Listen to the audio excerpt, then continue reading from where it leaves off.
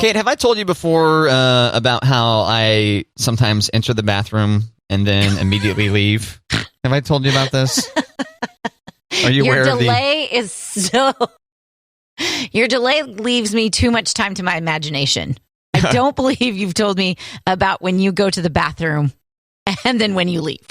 Yeah, so there are times here at the radio station where I walk into the bathroom and then immediately turn around. Any guesses as to when those occasions might be? After lunch. That I walk in and then just turn around and then just leave? Yeah. Like people already beat you after lunch? So basically, I go into the... Close. Are you not? That's I mean, close. are you understanding what I'm saying? Yes. Okay. Right. So, yeah, because it's...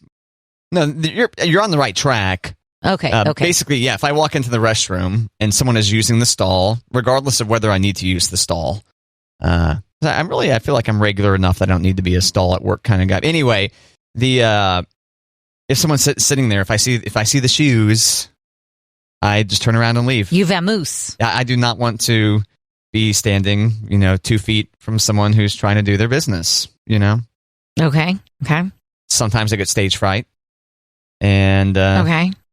I admire your self-control. I don't know that I could hold it. So yes, minutes ago, I had no choice though, because we were getting ready to start talking for a while. Right. And it's like, well, I guess this time I have no choice but to stand here a foot and a half. And then once again, it took way too long to get started. But oh man, it's just the heat's on. It's like, get out of there. I don't want to hear anything. And I want that person to be able to have their privacy. That is very considerate of you. Yeah, but so yeah, oftentimes I'll walk into the restroom and then just immediately turn around and maybe 10 minutes later I'm doing a little bit of a pee dance. Yeah, but, you do have the dance, don't you? But worth it. Of course I do. Yeah. It's a pretty good one. I play this game with my bladder where I'm like, let's see how long we can go. Yeah. Without, yeah. And so when it's time, like there's no like, sorry for encroaching on your poo time. I have got to pee. So I admire your self-control that you can just like walk in and walk back out and just plan on doing the dance. Yeah. Well, a lot of it does have to do with like, okay, I need to go talk into a microphone for a while. I'm due, but maybe not for another half hour, but let's just go ahead and, maintain and, and empty some bladder. But then there are those times where I am just like on a roll. For the unfamiliar, Kate and I, we got to like cut commercials and do lots of mic work in general for our whole company. We're like 9 different markets, Kate, like 9 different cities we've got radio stations in. Is that right? Something like that? Something like that. I'm in the general wheelhouse on. So yeah, I was going to say 10. Yeah, maybe. We cut commercials for our entire company. So even though you don't hear us constantly on this particular radio station, yeah, we've got lots of commercials floating out there. So there's times where you're trying to mow through work. And I'm sure you, dear listener, can relate for whatever task you may have. Or it's just like, no, I am currently in this mode. I'm into talking into the microphone mode. And I'm almost there. I'm almost done. So let's just pee dance our way to the end of this task and get there. And then it ends up becoming it's a very gratifying trip to the restroom once you make it there. But currently, yeah, my biggest mode is walk into the restroom, someone's in the stall, turn around. I do not need to use the urinal that's 2 feet away from the person trying to do their, like, no, get out of here. So that's what I do. Is that what you say to people when you're in the stall? When I'm in the stall? You hear the door open. Get out of here. Oh, let me be. No, I just go out back if I've got to. Oh, okay. If I've got to go number 2. No, I really do try to. Yeah, I think I'm basically a number 1 at work kind of person. Okay. Like I could number 1 only at work kind of person. I feel like I've got the clock dialed in. Maybe it's a dietary issue for a lot of people as to how many times they're hitting up the workplace can each day. No. I don't. Yeah, I would imagine. No. Oh, Taco Bell breakfast. Right. Well, speaking of which, Kate. Taco Bell breakfast? You weren't around for this, but we had a client come in to record a commercial. And I was given the heads up. It's like, hey, he said he needs to use the restroom first, and he mentioned to me that like he just came from breakfast, Okay. like as part of the I need to use the restroom deal, and I was like, Okay. oh, that doesn't sound good. And sure enough, like we look down the hall, and dude is standing outside the men's room, and kind of like he's got his hands on his stomach, and he's like, he's got kind of a strained look on his face, and he's like, someone's in there. I'm like, okay, like someone was occupying the stall, Right. and so he ended up blowing up the women's room instead. He asked if he could use the women's room, and they're like, yes, we would rather use the women's room than your pants / our floor. Go ahead. I'm so glad I missed that day. Yeah. Well, and it's funny because occurrence. It was like Amanda's. Yeah, I think it was Amanda's last day here, and I was like, "Don't you want to go stand guard?" Because she was the one that did the handoff from the client. It's like, "Don't you want to go like stand guard, prevent any women from going in there?" And she's like, "It's my last day. It's my last day. I don't care." More or less was her. Oh, Amanda was her point, and I laughed and I laughed and I laughed. I mean, it was good, but luckily no one walked in. I get it. Luckily, the women were. Because you were long gone by this point. And luckily, the women were clued in that, you might want to steer clear for a minute because dude he couldn't wait. Had to get after it. So if you're enjoying your breakfast this morning with Matt and Kate, you are welcome. Right. Yep. Oh my gosh. Well, I'm glad you're okay. You're not going to do the pee-pee dance. Yeah. No, I tend to start to sway with you when you do the dance, so you sway. I do. I go, oh, he's dancing. I should dance too. Hands in the air, swaying back and forth. That's not the pee dance that I do. No, I don't do my hands in the air. It's definitely not a swaying. You don't? It's more of a trying to think of what kind of dance leg stammer. It's more like the Charleston. Yeah. Made in Carolina. Yeah. Without the jazz hands mostly, though, right? Yeah, less jazz hands, and I'm surely messing up the footwork, but I think it's the same, like, general tempo. Nice. So, yeah. Matt, did you know today is Chocolate Chip Cookie Day? It's National White Wine Day, Coast Guard Day, Professional Engineers Day, and Single Working Women's Day. Wow, that's quite the roundup. Now, we don't always mention the like National Day calendar or whatever, but when we do, it matters. Exactly. Like I feel like I choose the days that we missed Watermelon Day yesterday. That made me sad. Oh, yeah. I know. But Chocolate Chip Cookie Day, White Wine Day, Coast Guard Day, thank you for your service, National Professional Engineers Day, and Single Working Women's Day. Cheers. Ka-chink. Back to Watermelon Day, though. Did you, we didn't talk about it on the show, but did you realize it like midday yesterday and go ahead and prepare yourself a vodka melon, Kate? I did not. Oh. Because they've got see, National Day Calendar is the one you use, right? National Day Calendar, or whatever it's called. I think it's like nationaldaycalendar.com.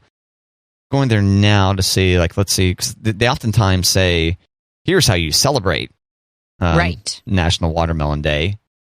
And I'm curious if they consume a vodka melon on there. I feel like they probably don't. The days list, National Day, go back to yesterday, National Watermelon Day. Visit a pick your own watermelon patch or pick one up from your local farmer's market.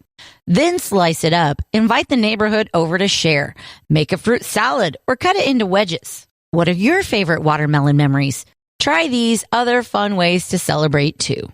Host a seed spitting contest, create a new watermelon recipe, enjoy watermelon flavored candies or beverages, create a frozen watermelon dessert, learn how to pick a ripe watermelon, complete a watermelon carving, or, Matt, make a vodka watermelon basil granita.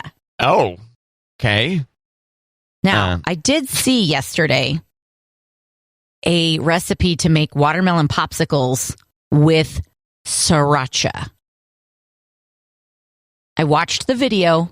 I don't know that I will make these, but it had my interest piqued with watermelon Sriracha popsicles. Oh, God. Okay. Yeah. So you've got your sweet and your spicy. I was just talking to Barry yesterday about Sriracha sauce. Interesting timing. Interesting. Yeah, Barry, who hosts the hotline on KFEQ, our sister station here, morning talk show there. I noticed he had Louisiana hot sauce on there. And go, oh, that's a good choice right there. And then we started talking about hot sauces for a good 5 minutes. Yeah, it was good. That was the springboard there. Yep. Yeah, we kind of, and I encouraged him to try it on popcorn. He hadn't yet tried it on popcorn. And he's like, oh, I never thought to do that. And then I scolded him for not listening to Matt and Kate. Because we've talked about that a couple times. Did Barry scold you for not listening to his show? I go, how dare you? Well, I mean, his show is on from 8 to 10 on KFEQ. So that's when our show is on the air. So he's got a good 3 hours of time from 5 to 8. Okay. You can listen to Matt and Kate.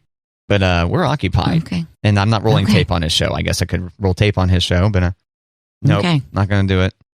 You can't make me, Barry. I'm not going to listen to you. But I can't wait to hear his thoughts on the hot sauce on popcorn maneuver. Because it would work with that Louisiana hot sauce. It's a similar consistency to Tabasco. Whereas like Sriracha's like ketchup. You know, like I'm just more and more like thumbs down on the Sriracha. That's right. I said it. I know. Come at me. I'm not. Okay. I don't think it's as thick as ketchup, but I get what you're saying on not wanting to put it on your popcorn. It's pretty close. Maybe is that why the Sriracha bottle lid is so much smaller than a ketchup spout? I think it's so that you can do like a lattice work kind of design on your things, maybe. I don't know. And you can't do that with ketchup? Not with that kind of precision, no. Not without having the nozzle like you pointed out. Okay. Because ketchup has the top that you flip up or you unscrew, whereas Sriracha has the just the top that like a bottle of glue, that kind of top. So yeah, you do get a finer skill, you get finer application, so you can do more intricate designs with Sriracha than you can with ketchup, with the standard bottles at least.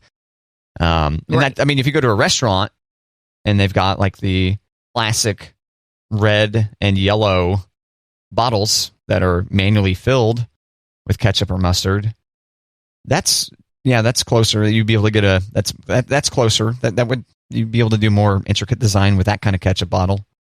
But if you're just getting, Heinz and pouring it straight out of its bottle, you're not going to be able to do like "Happy Birthday, Kate" in hot sauce.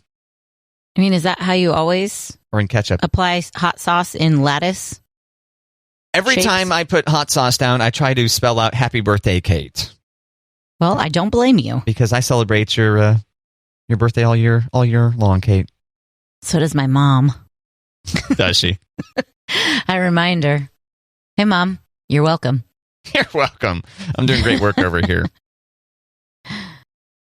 My mom is so sweet. She listens to our podcast, Matt, because she usually can't listen when it's live because she's at work. So She listens to the podcast. And I think she's been maybe a day or two behind because she will send me feedback. Sounds like it's harsh, but she'll just send me comments about our show. And you know that my memory is not fantastic. So she sent me something about a wood chipper behind a hearse. And I was like, what is she talking about? Well, it took me a minute to be like, oh yeah, Matt and I talked about a wood chipper not too long ago. Yeah, we were talking about the various different ways that you could have someone mercy kill you, I believe, was the context. I believe. Yeah. And so she sent me a picture, which I was with her when she received this text originally.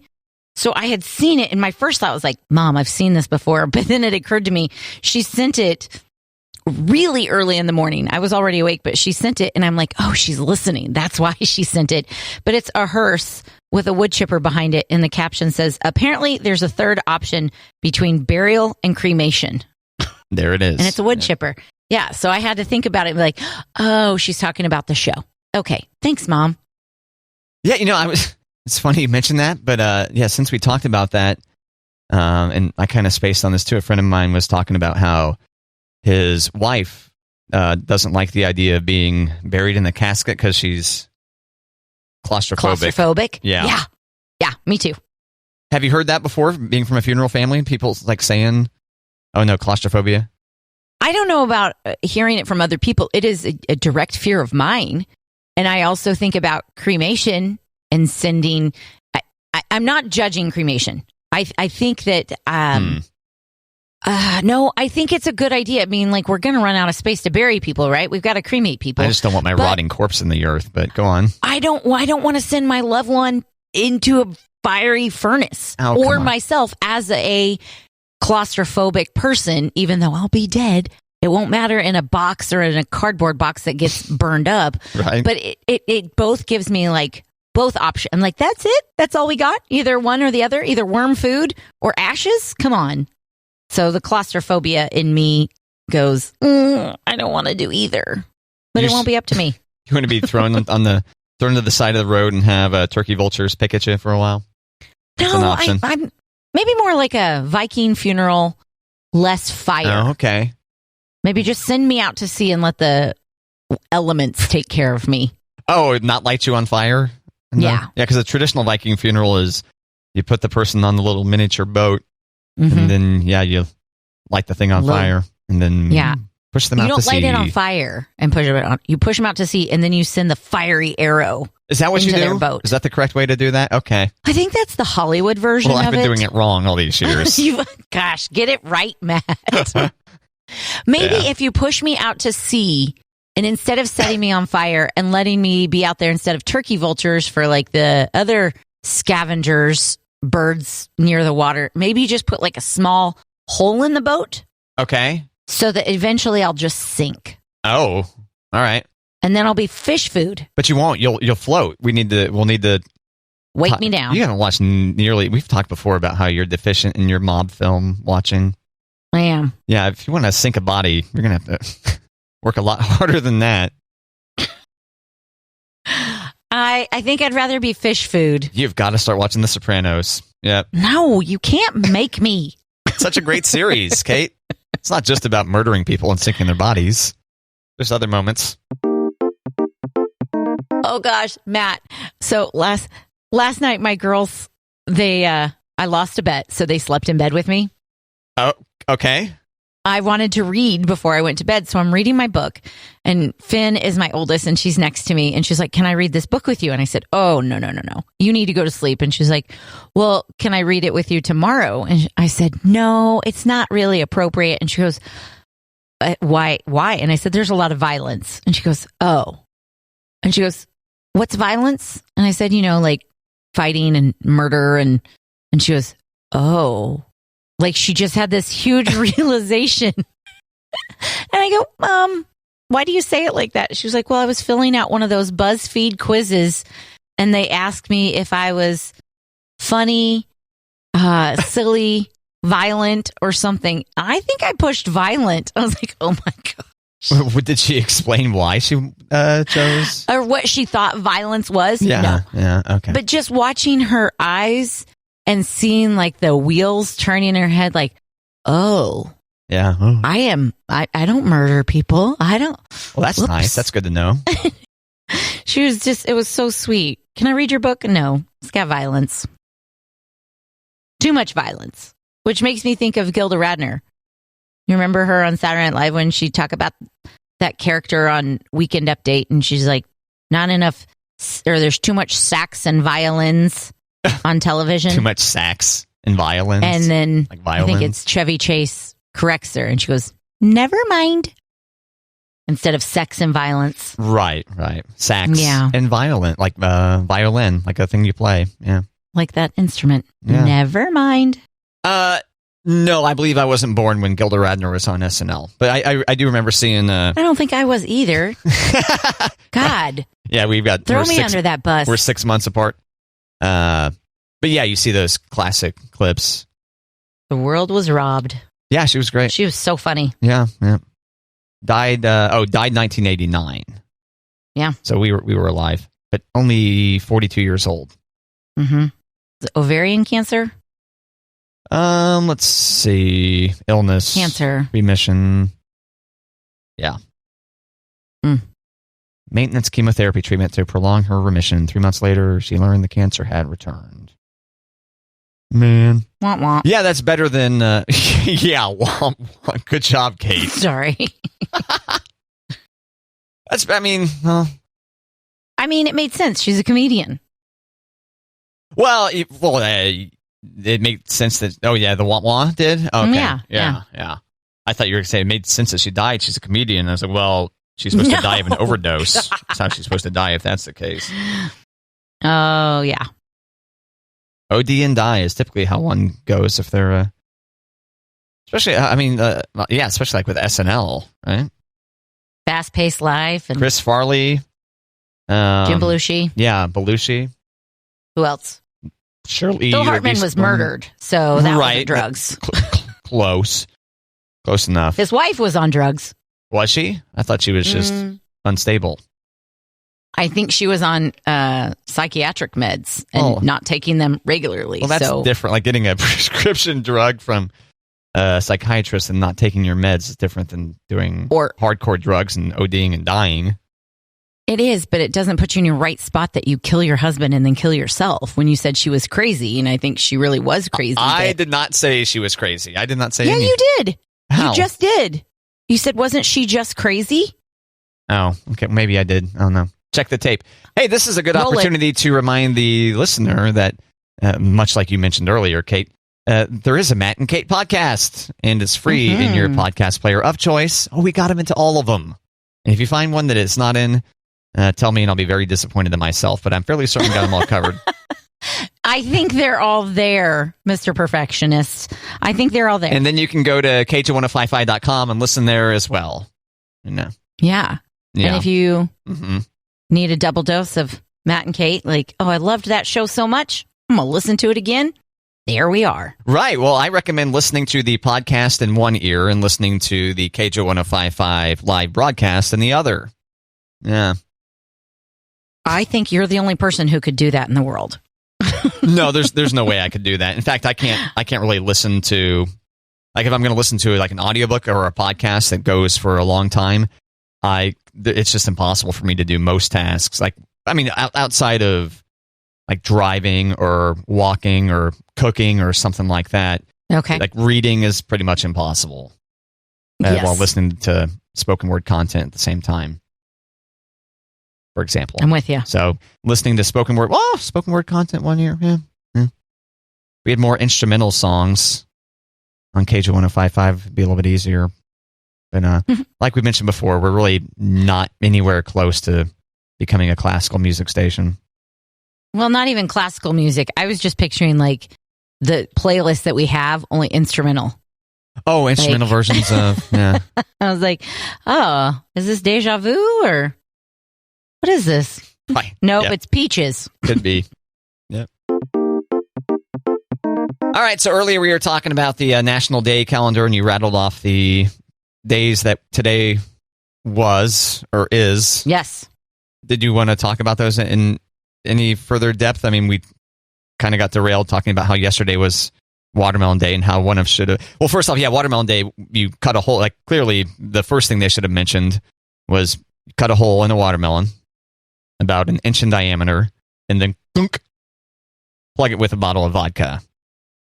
A handle, please. Have you ever done that? I haven't personally made a vodka melon before, but I've had some. You've had some? I've never had some. I've never done that.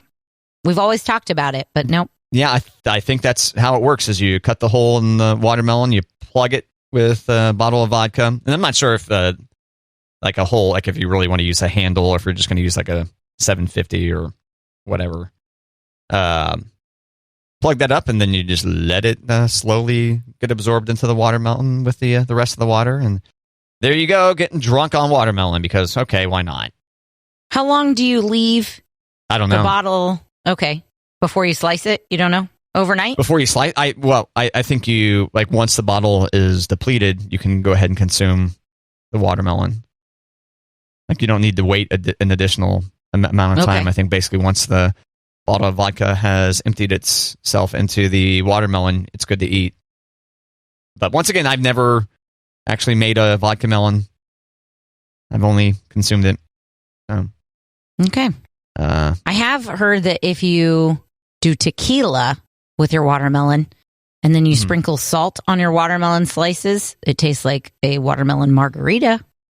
so is this like you're saturating similar to a vodka melon? You're you use tequila instead? You use tequila instead. Oh. And then when you serve your watermelon, you put like a coarse salt on it, which I love. Yeah, I highly recommend Salt on my watermelon. Oh, I thought you were just saying you like kosher salt. I do like. I have my own kosher salt. Everybody else in the house could care less, but I have kosher salt. But kosher salt on watermelon. Yeah, you want to talk about nuts is passing on the kosher salt as opposed to run of the mill table salt. Yeah. Yeah. Well, we have a salt grinder that everybody else prefers. I'm like, no, I'll take my sprinkled kosher salt, thanks. Yeah, I tell you what, I'm really sold on the pepper mill. I'm really sold on. Gotta have fresh ground pepper. I don't think I'll go back on that one. That's a recent development. It's new within the last 6 months. Sam's makes a more generous sized disposable pepper mill than the one that I had previously. The McCormick one that I had that was just a standard spice size. Yeah, it wasn't nearly as good as this one I scored at Sam's. I think I will ultimately though invest in a nice pepper mill and buy peppercorns. I see like wanting one of those for life. Yeah, and peppercorn. Yeah. Okay. It's very gratifying. Crunch, crunch, crunch. Nice thick pieces.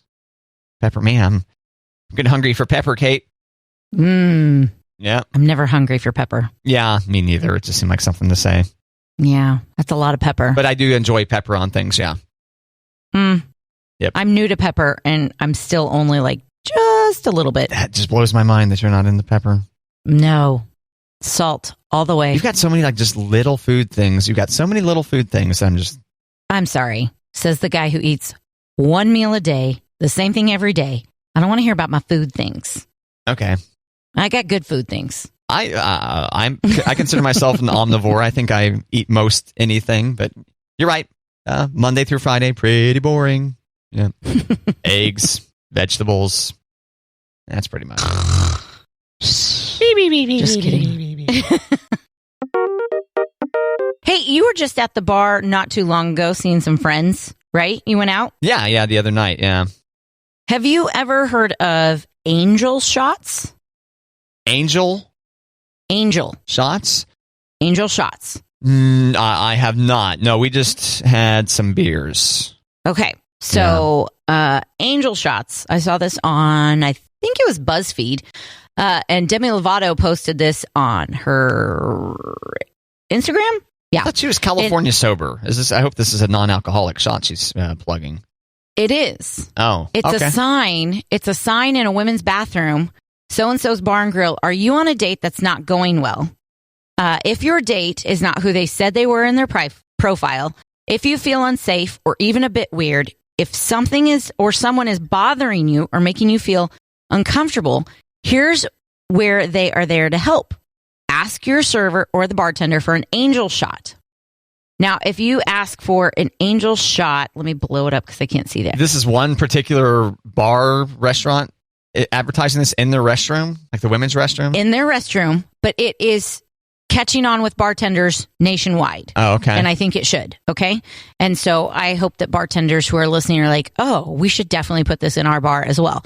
So if you ask your bartender or a server for an angel shot neat, neat means someone will escort you to your vehicle. Oh. If you ask for an angel shot dressed, like on ice or whatever, someone will call you an Uber or a Lyft or get you a safe ride home. Now, if you ask for an angel shot with lime... Oh my gosh, you're asking these bartenders to know a lot. Okay, go on. No, they're not, Matt. I think this is really important. As bartenders, you're always aware of what's like who you're serving. And if you pay attention to like body language, which bartenders normally do, like, okay, if you order with lime, that means the police will get involved. Oh, that the bar will call the police. Okay. I don't know where this was 20 years ago when I was single and going through like being uncomfortable at the bar, but it says they will handle things discreetly without a lot of fuss. We want you to know that you're in a safe place and in good hands. I feel like that's a big step for bars to be like, hey, let us help you take care of, especially with like online dating and people not being who they say they are. And I've gone over this with one of my girlfriends. She's got a freshman in high school, and she was saying, like, she was just asking about dating or something. I was like, we've raised our girls to be polite, and we shouldn't have to be so polite when we're just say, hey, you're not who you say you were. Bye. But people, particularly women, don't do that. They just will put up with being like uncomfortable and bothered. So here's where you can get help from the restaurant that, with angel shots. So order an angel shot and then remember the various different ways you might. So angel shot neat means someone will escort you to your vehicle. Oh, I was trying to recall these. I thought. Oh, sorry. I forgot, Mr. Memory. I do have the picture in our notebook that I thought I could post on our Facebook page. I forgot that you like to remember things. Oh, yeah. Your neighbors, Chad and Anna, Jean and Kim, Kevin and Valerie, Mark and Gail, for example. Yes. Yeah. Yes. Yeah. Mm-hmm. What is angel shot dressed? Like with on the rocks. So angel shot dressed is you get escorted to your car. No. That's cops? No. Uber. That's the Uber/Lyft. Yes. Okay. Dressed will get you a safe ride home, either Uber or Lyft or some way they'll get you home safely. I've never heard that before, by the way. Dressed. It makes sense to me. I think it just means like I don't know that I would say, can I get an angel shot dressed? I'd be like, can I get an angel shot on the rocks? Well, yeah, that's what they're indicating, though, right? If you're ordering your angel shot with some kind of additional prep to it. It makes sense to me in context. Yeah, I just had never heard that. It makes sense, like, if you were a bartender, like, here's how you dress different drinks or something. I don't know. Right. And lime, they will call the police. I'm going to put it on our Facebook page, Matt, because I think this is important. And if you work at a bar, I think you should probably have some sort of system in place at your bar like this to protect your patrons. So I assume this, because it says the Frisco Bar and Grill. Mm-hmm. And is your date, all caps in red font, not who they said they were in their profile? Do you feel unsafe, all caps in red font, or even a bit weird? Is someone bothering you, all caps red font? You or making you feel uncomfortable, all caps red font? We're here to help. Just go to the bar or ask your server for an angel shot. Neat. Someone will escort you to your vehicle dressed.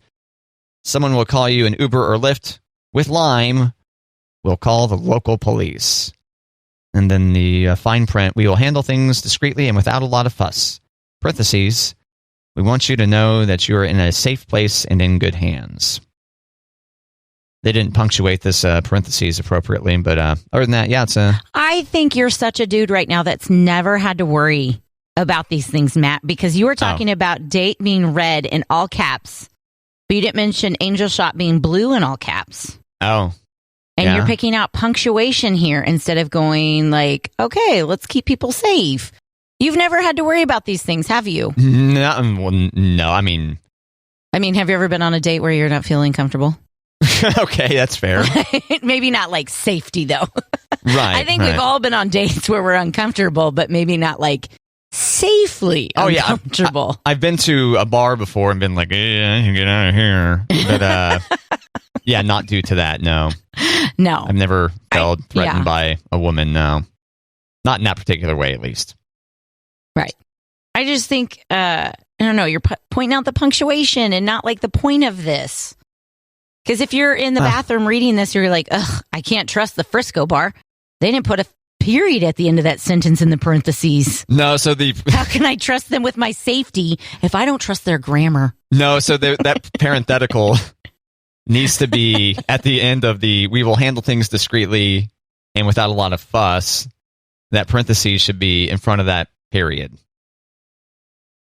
Because a parenthetical goes inside of a sentence. It can't just live. It's not supposed to just be its own freestanding thing with a period after it. Or they should just not have parentheses there at all and add a period to that. But parentheses, we want you to know you're in a safe place and in good hands, close parentheses, and then no additional punctuation. Yeah. It really should be inside that sentence in front of it. And we shouldn't be capitalized. We really shouldn't be having these conversations because dudes should just be who they say they are and not be gross that we have to have fake shots so that women feel comfortable saying this guy is not who he said he was, or this guy makes me feel unsafe. Yeah, you're right. So once again, talking in code to order an angel shot. If your bartender is aware of this, just order it neat. Just order a shot. Say, I'll take an angel shot. Someone will escort you to your vehicle. Order it on the rocks, more or less. Someone will call you an Uber or Lyft. With lime, we'll call the local police because lime does not belong in this particular. I don't know. I couldn't. I failed to extrapolate that into something. I think lime means it's super serious. So there you go. Yeah. All right. Thanks, Kate.